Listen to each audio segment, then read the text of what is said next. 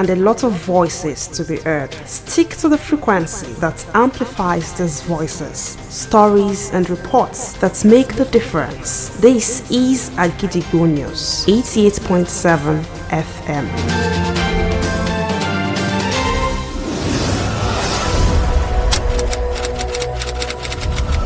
This is Kunle Amzat Studio, Akojopo 88.7 FM.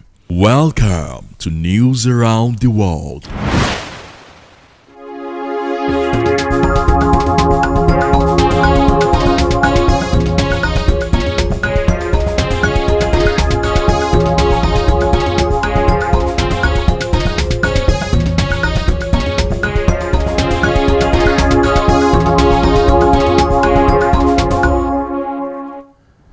A very good evening and you're welcome to the news around the world on the most listened to radio station, Akojopo 88.7 FM, Ibadan. I am Bowale Akinbode. First, the headlines. Minister blames vandalism as government fails to meet 6,000 megawatts power target. In Oyo State, Akojopo FM chairman Hamzat honored with prestigious award. Oyo Speaker Ogundoyin hosts 33 local government PDP chairmen to foster party unity. While on the foreign scene, ferry crash kills at least 177 in the worst airline disaster in South Korea. While in the exciting world of sports, NIC chairman Shehu Diko splashes 10 million naira on Super Eagles B to reward team's CHAN qualification. Now the details. The Minister of Power, Chief Adebayo Adelabu, has stated that the increasing incident of vandalism targeting critical power transmission equipped hindered the achievement of the ambitious goal to generate 6,000 megawatts of electricity by December 2024. Chief Adelabu explained that the government had implemented measures to reach the milestone and was on track until multiple incidents of vandalism to electricity towers disrupted the plan. The Special Advisor on Strategic Communication and Media Relations, Mr. Bolaji Tunji, revealed this during an exclusive interview with the newsmen today when asked about the reasons behind the failed projections. Mr. Bolaji, who had expressed optimism about reaching the target in a meeting with journalists in November, stated that approximately 1,000 megawatts had been added since the current administration took office. The management of Akojopo FM has described as fake news the rumor circulating around the chairman of the radio station, Akojopo 88.7 FM, Alhaji Abdurrahman Uriyomi Hamzat, former Queen of Oni of Ife, Mrs. Naomi Shilekunla, and the principal of Islamic High School, Mr. Abdullahi Fasasi, have been released from prison. According to a statement released by the management, Alhaji Uriyomi Hamzat is still being held in detention and has not been released as claimed by the rumor mongers. The management further urged the public to disregard the rumor and warn those spreading it to desist from such act, as we understand that the rumor may have caused unnecessary anxiety and concern among our listeners and well-wishers, and we want to assure that we will keep them updated on any development regarding Alhaji Hamzat's case. Still in Oyo State, the Ibadan Polywood Connect Worldwide, an esteemed alumni association of the Polytechnic Ibadan TPI, conferred a legendary award upon chairman of Akojopo FM, Dr. Uriyomi Hamzat, at its third annual General Assembly. The award recognizes Dr. Hamzat's exceptional humanitarian and charitable contributions. As the chairman and convener of the association, Asiwaju Olanrewaju Ganiyu, emphasized the importance of giving back to one's alma mater. While presenting the award, the organization expressed gratitude to Dr. Hamzat for his dedication and selflessness, praying for his current challenges to soon pass. This award to him, just to recognize him for what he is doing. We actually appreciate his effort in Ibadan. I'm already this àwọn experiences tí òfin gbé ayé mi ìyàn ti rí nípa kíkọ́ ẹ̀kọ́ nípa kí òfin ọ̀rá aláìní pọ̀ tó bá kọ̀ tó bá bàjẹ́ ẹ̀kọ́ lórí ẹ̀kọ́ ọlọ́run ọ̀bẹ àdé alábà and at the same time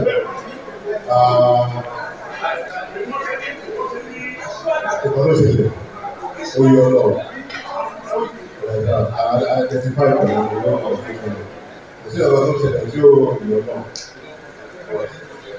ọ̀gá tó kù ní ọlọ́run jẹ́ ká parí rẹ̀ definitely there will be challenges one thing is ọlọ́run ká máa borí gbogbo challenges tó wà lára so we are giving you this award láti appreciate what you do.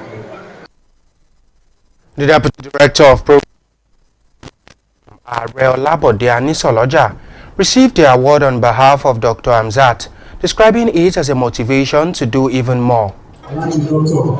Iroyin Hamzat that is being encouraged to do more and shouldn't be discouraged after all this challenge that we are going to conquer by the grace of Almighty God. Thank you so much.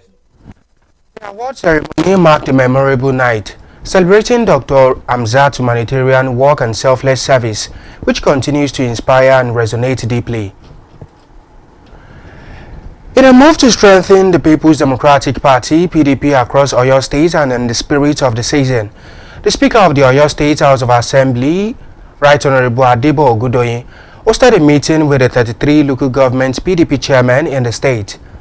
The meeting, which took place at the Orioke family residence of the Ogundoyins in Eruwa, Ibarapa East State constituency, was aimed at discussing ways to move the party forward across all local governments in Oyo State. The 33 local government PDP chairmen were led to the meeting by the chairman of the PDP in Ibadan Northwest, Alhaji Lukman Adeshina. Right Honorable Ogundoyin expressed his gratitude to the chairmen for their effort in ensuring the party's unity at the grassroots level and in moving the PDP forward in Oyo State, particularly Alhaji Lukman Adeshina, for his exemplary leadership style in coordinating all the chairmen, while also commending the chairman for keeping the party together in all the 33 local councils. The Speaker further addressed his gratitude to the chairman for their role in mobilizing party faithful at the grassroots level and urged them to continue to promote unity and cooperation among party leaders and members. The atmosphere at the All Saints Evangelical Church was filled with intense worship and praise today. Marking the last Sunday of 2024, Pastor Amos Abiodun's sermon was met with enthusiasm and joy from the congregation. In an interview with Agidigbo FM, Assistant Pastor Olusegun Kolawole emphasized the importance of living a life of integrity and compassion to foster meaningful friendships, as he encouraged Nigerians to remain positive and focus on loving their neighbors in the coming year. From the onset, God was not alone. Even when God was going to make man, God said, "Come, let us make man in our own image," using the plural, word, because God did not create man to be alone. God created man to have relationship, to have friendship. And so what God wanted us to do is not to be alone.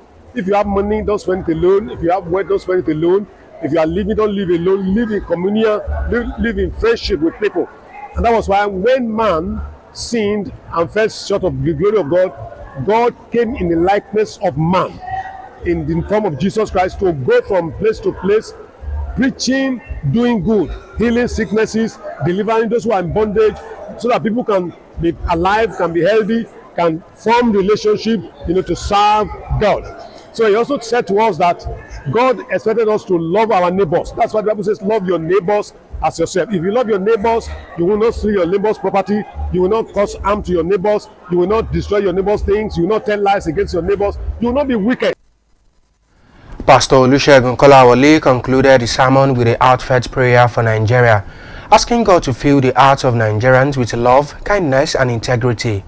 And as we go to the year 2025, we need to know that God does not expect us to have enmity. God does not expect us to be wicked. God does not expect us to be envious. God does not expect us to be greedy. He expects us to live a life that is holy, that we care for other people. Now, he said to us that if we love other people, there will be no wickedness, there will be no hardship. He also said that though things are hard in the country today, it's not peculiar to Nigeria, but with God, all things are possible. In spite of the difficulties in the land, God has kept all of us safe throughout the year 2024.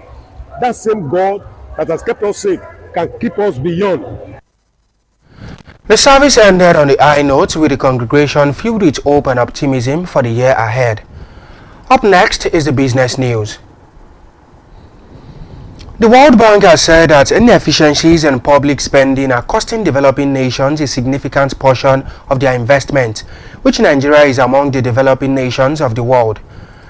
The Global Bank disclosed this in its report as it found out that more than a third of its public investment in emerging markets and developing economies is lost to inefficiencies undermining potential economic growth and development.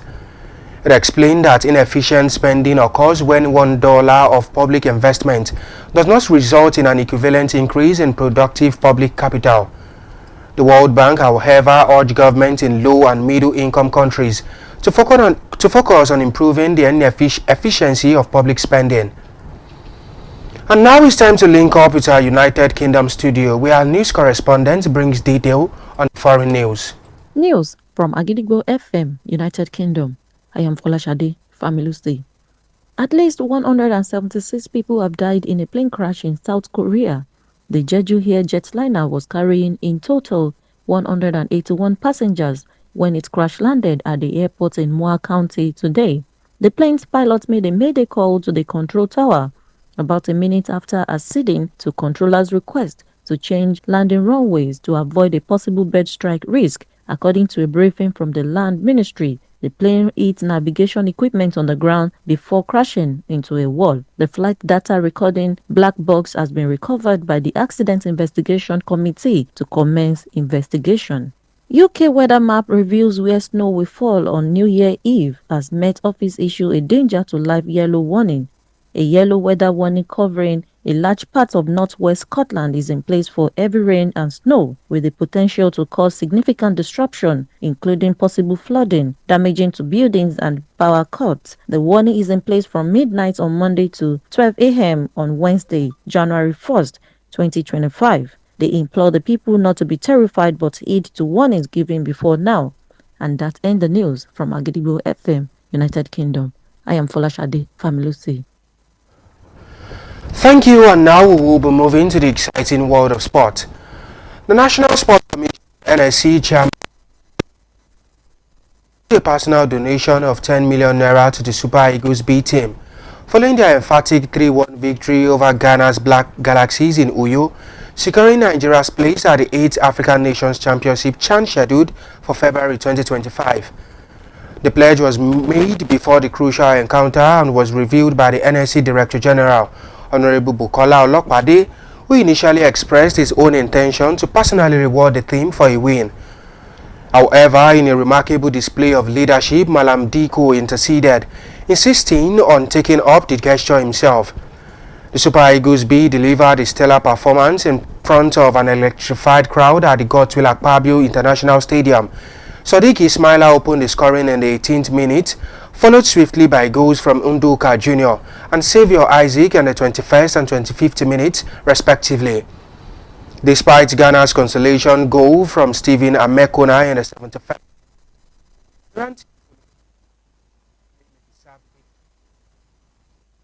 and before we end the news around the world this evening, here are the headlines again. Minister blames vandalism as government fails to meet 6,000 megawatt power target. In Oyo State, Agidigbo FM chairman Dr. Oriyomi Hamzat honored with prestigious award.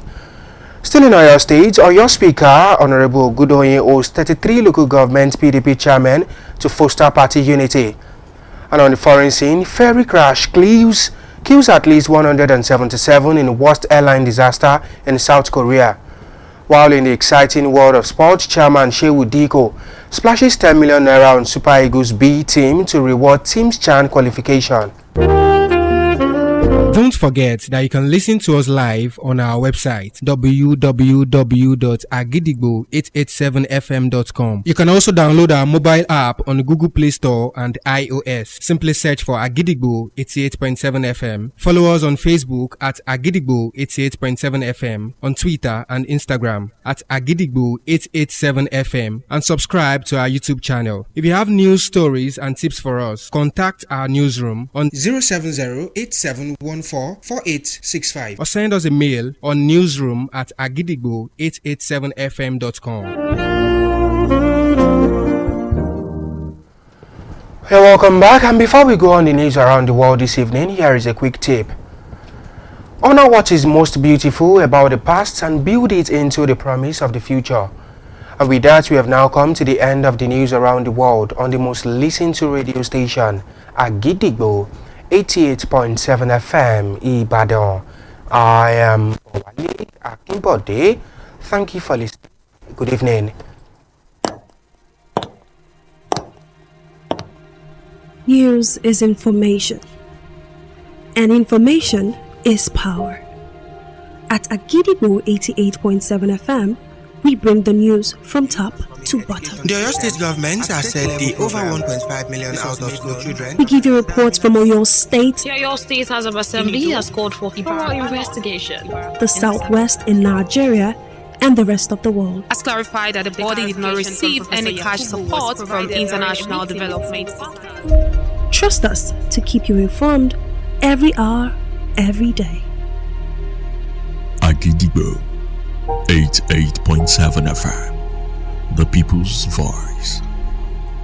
Agidigbo 88.7 lórúkọ FM. alága àti gbogbo ìgbìmọ̀ olùdarí ìkànnì iléeṣẹ́ rédíò Àgídìgbò Dr. Oríyọmí Hamzat àdúpẹ́ lọ́wọ́ gbogbo ẹ̀yin olólùfẹ́ lórí ẹ̀rọ ayélujára fún ìgbárata ìfọmọnìyàn ṣe yín lórí ìṣẹ̀lẹ̀ tó ṣẹlẹ̀. Bẹ́ẹ̀ la tún kí gbogbo àwọn òbí tíṣẹ̀lẹ̀ náà kàn wípé Ọlọ́run ó tù wọ́n lójú àní rírú ẹ̀ mọ́ nípínlẹ̀ Ọ̀yọ́ àti lórílẹ̀‐èdè Nàìjíríà lápapọ̀. Oríyọmí Hamzat wá ń fẹ̀mí ìmoore hàn lọ́wọ́ gbogbo ẹ̀yin olólùfẹ́ àtẹnitáàmọ̀ pẹ̀lú ìfẹ́ ìjọmọnìyàn tẹ́ ẹ fi hàn lórí ìṣẹ̀lẹ̀ yìí jákèjádò àgbáyé lórí ẹ̀rọ ayélujára. Iléeṣẹ́ rédíò Àgídìgbò wá fi ń tó yín létí pé Alhaji Oríyọmí Hamzat kò yẹn ẹnìkan ní pàtó gẹ́gẹ́ bí agbẹnusọ lórí ìṣẹ̀lẹ̀ yìí ju gbogbo èyí tí ẹ̀yin olólùfẹ́ jákèjádò àgbáyé tẹ́ ẹ ti ń ṣe lórí ayélujára lọ. Pẹ̀lú àdúrà tí gbogbo ẹ̀yin olólùfẹ́ ń ṣe, ó fi wá lọ́kàn balẹ̀ pé dídùn lọ́sàn-án so gbogbo wọn ó padà sílé láìpẹ́. Ìkùnà ò ní kò wá, àwa náà ò sì ní kòkùnà, àní firú ẹ̀ gbá o. Ẹ ṣeun. Ẹ tẹ́tí sí ìkéde pàtàkì yìí pẹ̀lú pé iléeṣẹ́ rédíò Àgídìgbò fẹ́ dá àwọn ènìyàn tí wọ́n ti gba tíkẹ́ẹ̀tì àjọ̀dún èwe Children Carnival lágara tàbí dùn wọ́n ní ẹ̀tọ́ ohun tí wọ́n ti san owó fún. Èyí wá ní láti sọ fún gbogbo àwọn tí wọ́n ti ní tíkẹ́ẹ̀tì ọ̀hún lọ́wọ́ pé ẹ̀yin tí tíkẹ́ẹ̀tì ti yín bọ́ sí ọjọ́ 22 àti 23, that is 22nd and 23rd December. Ẹ máa bọ̀ ní ọjọ́ àbámẹ́ta sátidé ọjọ́ 28 oṣù kejìlá tá a wà yìí. Ẹ̀yin tí tíkẹ́ẹ̀tì ọwọ́ ti yín bọ́ sí ọjọ́ 24 àti ọjọ́ 25 24th and 25th December. Ẹ máa bọ̀ ní ọjọ́ àìkú Sunday ọjọ́ 29 29th December.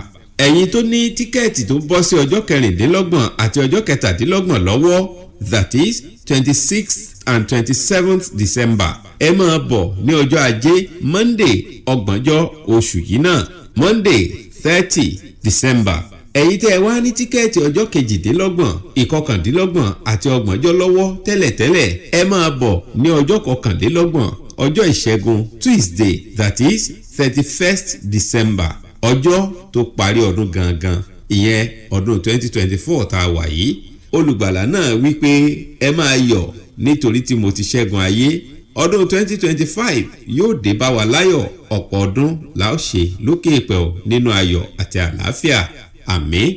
Lórúkọ alága àti gbogbo ìgbìmọ̀ olùdarí ìkànnì iléeṣẹ́ rédíò Àgídìgbò Dr. Oríyọmí Hamzat àdúpẹ́ lọ́wọ́ gbogbo ẹ̀yin olólùfẹ́ lórí ẹ̀rọ ayélujára fún ìgbárata ìfọmọnìyàn ṣe yín lórí ìṣẹ̀lẹ̀ tó ṣẹlẹ̀. Bẹ́ẹ̀ la tún kí gbogbo àwọn òbí tíṣẹ̀lẹ̀ náà kàn wípé Ọlọ́run ó tù wọ́n lójú àní rírú ẹ̀ mọ́ nípínlẹ̀ Ọ̀yọ́ àti lórílẹ̀‐èdè Nàìjíríà lápapọ̀. Oríyọmí Hamzat wá ń fẹ̀mí ìmoore hàn lọ́wọ́ gbogbo ẹ̀yin olólùfẹ́ àtẹnitáàmọ̀ pẹ̀lú ìfẹ́ ìjọmọnìyàn tẹ́ ẹ fi hàn lórí ìṣẹ̀lẹ̀ yìí jákèjádò àgbáyé lórí ẹ̀rọ ayélujára. Iléeṣẹ́ rédíò Àgídìgbò wá fi ń tó yín létí pé Alhaji Oríyọmí Hamzat kò yẹn ẹnìkan ní pàtó gẹ́gẹ́ bí agbẹnusọ lórí ìṣẹ̀lẹ̀ yìí ju gbogbo èyí tí ẹ̀yin olólùfẹ́ jákèjádò àgbáyé tẹ́ ẹ ti ń ṣe lórí ayélujára lọ. Pẹ̀lú àdúrà tí gbogbo ẹ̀yin olólùfẹ́ ń ṣe, ó fi wá lọ́kàn balẹ̀ pé dídùn lọ́sàn-án so gbogbo wọn ó padà sílé láìpẹ́. Ìkùnà ò ní kò wá,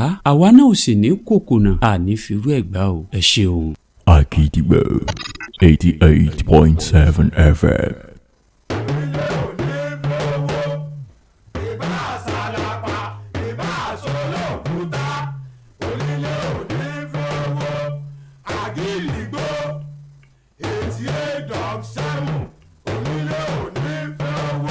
jẹ́jẹ́ là á gbọ́ sun òrìṣà oko ìyá kò gìrìgbà èèyàn tí ó gbà sọ̀gọ́ tìgbó tìjù ni ó mọ̀ ìròyìn tó gbà lé poko tí ò lẹ́jà ń bá kàn nínú iléeṣẹ́ rédíò Àgídìgbò láò ti gbọ́ kárí àgbáyé ni wọ́n ń gbọ́ wá tilé toko là á gbèjò.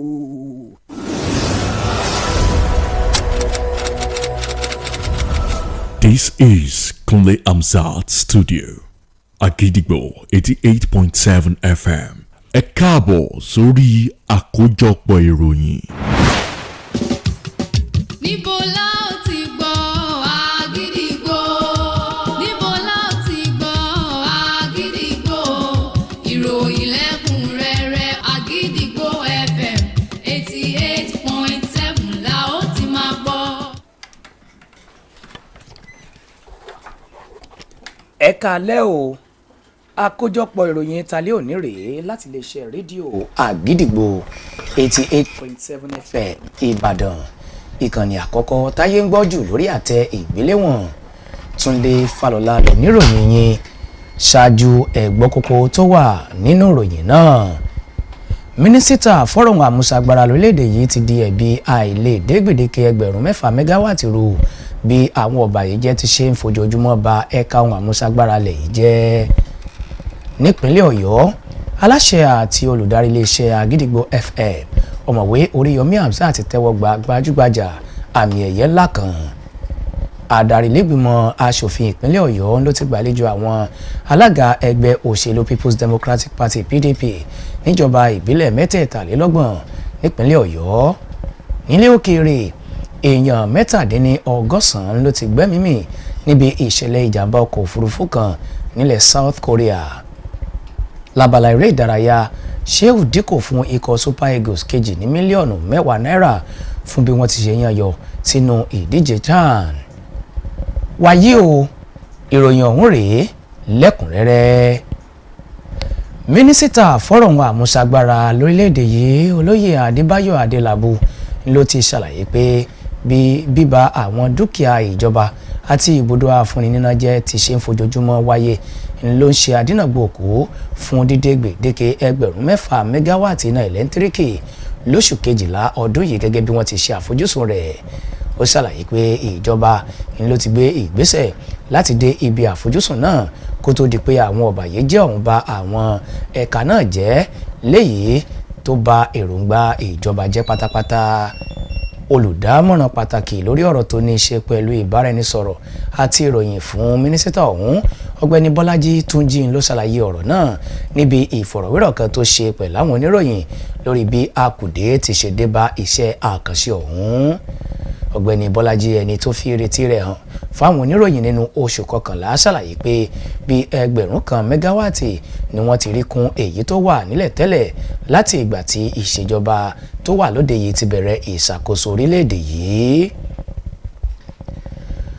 Àwọn alákòóso iléeṣẹ́ rédíò Àgídìgbò FM ti ṣe àpèjúwe ìròyìn tó ní wọ́n ti dá aláṣẹ àti olùdarí iléeṣẹ́ rédíò Àgídìgbò FM Alhaji Abdulrahman Oríyọmí Hamzat, olórí Ọọ̀ni tìlú Ilé-Ifẹ̀ tẹ́lẹ̀ rí abilékọ Naomi Sílẹ̀kùnọlá àti alákòóso ilé ẹ̀kọ́ Islamic High School ọ̀gbẹ́ni Abdullahi Fasasi sílẹ̀ láhàámọ́ gẹ́gẹ́ bí ìròyìn òfegè.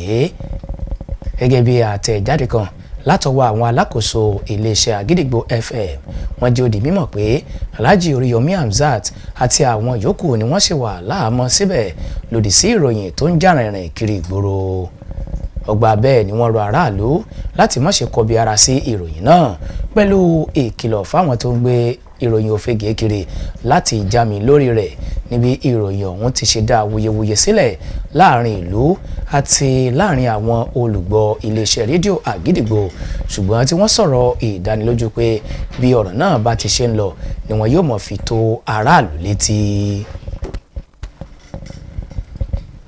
Ìbàdàn Polywood Connect Worldwide tí ó jẹ́ gbajúgbajà ẹgbẹ́ àwọn akẹ́kọ̀ọ́ jáde nílé ẹ̀kọ́ gbogbonìṣe Ìbàdàn ló ti bu ọlá fún aláṣẹ àtolùdarí iléeṣẹ́ Àgídìgbò FM ọ̀mọ̀wé Oríyọmí Hamzat pẹ̀lú bí wọ́n ti ṣe fún un ní àmì ẹ̀yẹ lórí ìfọmọnìyànṣe rẹ̀ àti bó ti ṣe lọ́wọ́ sí iṣẹ́ ìdàgbàsókè láwùjọ níbi ìpàdé àpapọ̀ ẹgbẹ́ náà tó máa ń wáyé lọ́dọọdún léyìí tí ṣe ẹlẹ́ẹ̀kẹta irú rẹ̀.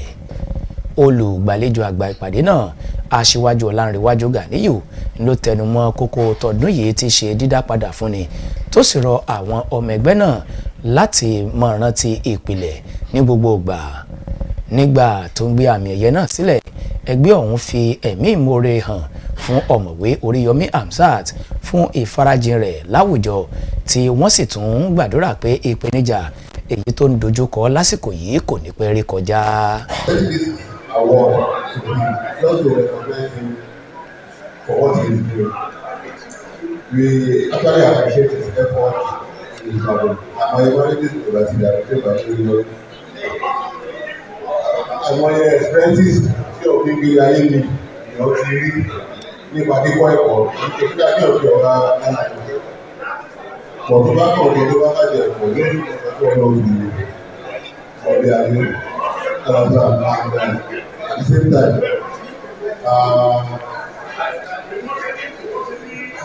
evolution, so you know, I identify with the law of people. So evolution, as you know, but don't be our Lord, I'm telling you that one thing is, I'm not talking about the challenges. So we are giving you this award. That's the appreciation what you do. Gbà tó ń gba àmì ẹ̀yẹ náà ní sísojú ọ̀mọ̀wé Oríyọmí Hamzat, igbákejì adarí ètò tó ń lọ níkànnì Àgídìgbò FM, Ààrẹ Ọlábọ̀dé Anísọ̀lọ́jà tẹ́wọ́ gba àmì ẹ̀yẹ náà pẹ̀lú onídùnnú tó sì ṣàlàyé pé ìwúrí àti kóríyá ńláńlá láti túbọ̀ máa ṣe fún àwùjọ ńlá àmì ẹ̀yẹ náà jẹ́. Ipa ọ̀mọ̀wé Oríyọmí Hamzat ní àwùjọ ni àwọn èèyàn lè gbàgbé níbi yóò ti ṣe túmọ̀ tẹ̀síwájú ní lọ́wọ́ sí iṣẹ́ ìdàgbàsókè láàrin àwọn èèyàn láìka rẹ̀.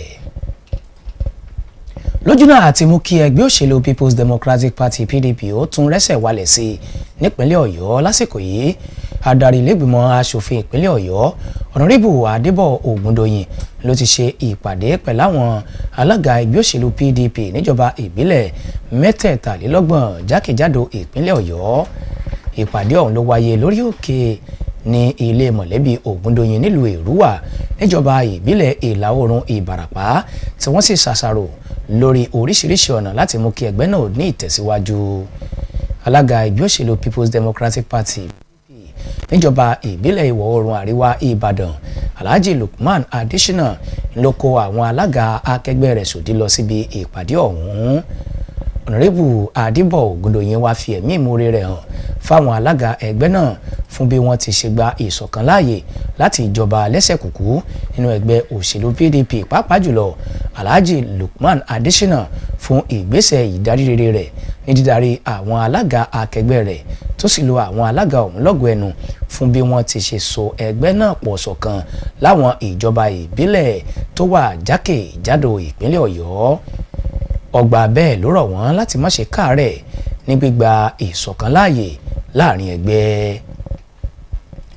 Ọpẹ́ àti ìyìn tó fi máa yọ̀ ló gba ojú ọjọ́ kan nínú ìjọ All Saints Evangelical Church lónìí tí í ṣe ọjọ́ àìkú Sunday tó gbẹ̀yìn nínú ọdún 2024. Ìwàásù olùṣọ́-àgùntàn Amos Abiodun ló mú ayọ̀ bá ọkàn àwọn olùjọ́sìn. Nínú ìfọ̀rọ̀wérọ̀ pẹ̀lú iléeṣẹ́ wa Àgídìgbò FM, olùrànlọ́wọ́ olùṣọ́-àgùntàn ẹni ọ̀wọ̀ Olúṣẹ́gun Kọ́láwọlé ló tẹnumọ́ pàtàkì gbígbé ìgbé ayé tó dára jùlọ lójúnà àti ní ìbáṣepọ̀ tó dánmọ́rán láàrin ara ẹni, tó sì rọ aráàlú láti ní àfojúsùn rere nípa níní ìfẹ́ ọmọlàkejì wọn lọ́dún tó ń bọ̀. Olúwa wa wípé nígbà tí Jésù fẹ́ dá wa tó fẹ́ dá ayé wọn ò dá nìkan, wọ́n ní ẹ wá ẹ jẹ́ ká dá àwọn ènìyàn ní àwòrán ara wa. Ìpéjọpọ̀ ni wọ́n fi dá àwa ènìyàn, wípé Ọlọ́run fẹ́ ká máa gbé pọ̀ ní ìfẹ́, ní tọ̀rẹ́tọ̀rẹ́, ká má bára wa jà, ká má bínú, ká má ṣọ̀tẹ̀, ká má hùwà tí ò dáa, ká má bà ti nǹkan ẹnìkejì jẹ́. Bíbélì sọ fún wa pé ká fẹ́ràn ẹnìkejì wa gẹ́gẹ́ bí ti ara wa. tá a bá fẹ́ràn ara wa a lè fẹ́ràn ẹnìkejì wa pé àwọn sọ fún mi pé àwọn nǹkan mélòó ló yẹ ká fọkàn sí tá a bá ti fẹ́ ní ọ̀rẹ́ tó ìbáṣepọ̀ tó dáa wípé ká má hùwà tí ò dáa ká má jalè ká má máa sọ̀rọ̀ ẹni lẹ́yìn ká má máa rojọ́ ká má máa bínú ká má máa ní ẹ̀mí ojú kòkòrò ká mú kúrò pé tá a bá mú gbogbo yẹn kúrò ayé máa dáa wípé then ọlọ́run tó wá sọ fún mi pé ẹni tí ò bá fẹ́ràn ẹnìkejì ẹ̀ tó bá lọ́rẹ̀ẹ́ kò lè dé ìjọba ọ̀run because ìjọba ọ̀run ọ̀pọ̀lọpọ̀ yẹn ló wà ń bẹ̀. ẹni ọ̀pọ̀ Olúṣẹ́gun Kọ́láwọlé ló parí ìwàásù rẹ̀ pẹ̀lú àdúrà fún ilẹ̀ wa níbi ó ti ṣe bí Ọlọ́run láti mú kí ẹ̀mí ìfẹ́ ojú rere kún ọkàn. ètò ìjọsìn ní ìrètí pé ọdún.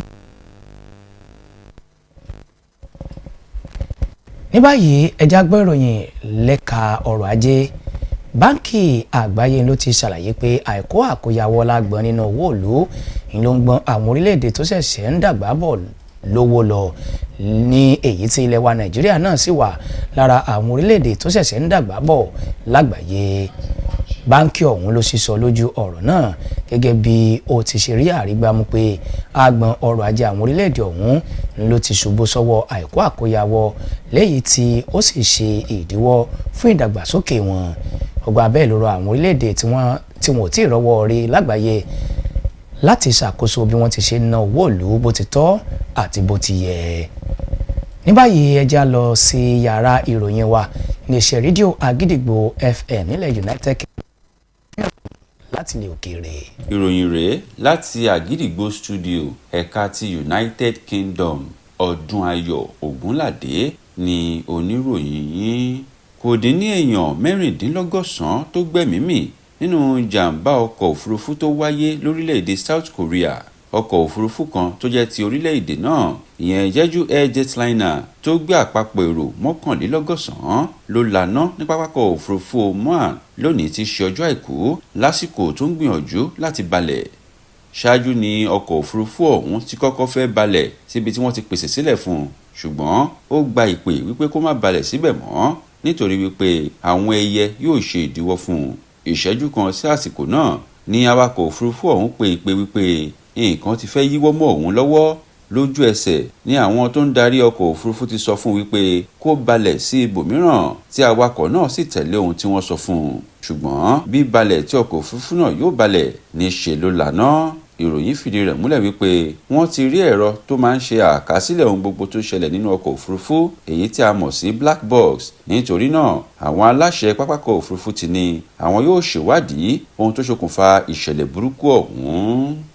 àtẹ tí wọ́n máa ń lò láti fi wòye ojú ọjọ́ lórílẹ̀‐èdè United Kingdom ti fi hàn wípé òjò líle tòun ti yìnyín yóò rọ̀ láwọn apá abìkan lálẹ́ àìsùn ọdún tuntun. àjọ tó ń wòye ojú ọjọ́ ti wá ṣe ìkìlọ̀ fún àwọn olùgbé orílẹ̀‐èdè náà láti wà lójúlalá kan fi ń ṣọ́rí ní pàtàkì jùlọ àwọn olùgbé ẹkùn àríwá àti àwọn olùgbé àríwá gúúsù Scotland láti máa retí òjò alágbára tòun ti yìnyín àti wípé ó ṣeéṣe kójò náà kó fa ẹ̀kún omi tàbí kó sì tún ba nǹkan jẹ́. àjọ náà tún fi kún ọ̀rẹ́ wípé òjò líle àti yìnyín ló ṣeéṣe kó bẹ̀rẹ̀ lóru ọjọ́ ajé títí di ọjọ́rú tí í ṣe ọjọ́ kìíní oṣù kìíní ọdún 2025.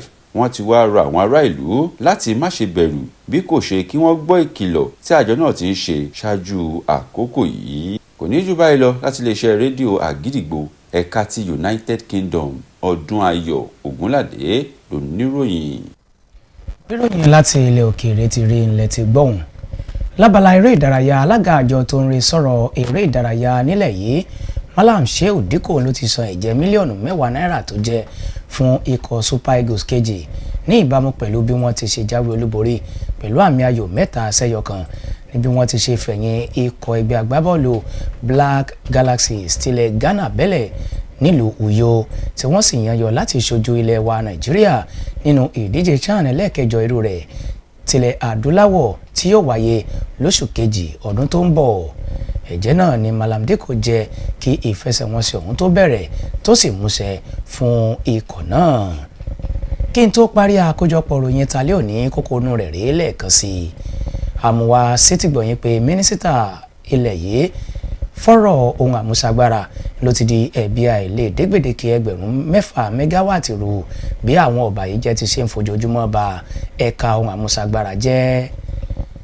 nípínlẹ̀ Ọ̀yọ́ aláṣẹ àtòdarí iléeṣẹ́ Àgídìgbò FM ọ̀mọ̀wé Oríyọmí Hamzat tẹ́wọ́ gba gbajúgbajà àmì ẹ̀yẹ adarí ìlẹ́gbìmọ̀ asòfin ìpínlẹ̀ Ọ̀yọ́ ló gbàlejò àwọn alága ẹgbẹ́ òṣèlú PDP láti ìjọba ìbílẹ̀ mẹ́tẹ̀ẹ̀talélọ́gbọ̀n jákèjádò ìpínlẹ̀ Ọ̀yọ́. Ilé òkèèrè èèyàn 197 ni wọ́n gbẹ́mìí mì níbi ìṣẹ̀lẹ̀ ìjàmbá ọkọ̀ òfurufú kan tó wáyé nílẹ̀ South Korea. Lẹ́ka eré ìdárayá Shehu Diko ló ti fún ikọ̀ Super Eagles kejì ní mílíọ̀nù 10 náírà fún bí wọ́n ti ṣe yàn yọ sínú ìdíje CHAN ẹlẹ́ẹ̀kẹjọ irú rẹ̀. Ọ̀rọ̀ àmọ̀ràn wa fótò nírè o bu ọlá fún àtìmọ́ṣebọ̀ rẹ̀ kó o sì ṣàmúlò èyí tó bá dáa níbẹ̀ fún ọjọ́ ọ̀la rẹ̀ rántí pé ọjọ́ ọ̀la yóò dára o kì yóò sí láburú. Ó pín àkójọpọ̀ ìròyìn tàlẹ́ òní rèé ìyókù yóò tún di lọ́la fún àkọ́tún àkójọpọ̀ ìròyìn láti iléeṣẹ́ rédíò Àgídìgbò 88.7 FM Ìbàdàn ìkànnì àkọ́kọ́ táyé ń gbọ́ jù lórí àtẹ ìgbéléwọ̀n Túndé Falọlá ló ti ń ròyìn ẹ ṣeun o tẹ̀ ń gbọ́ wá. níbo la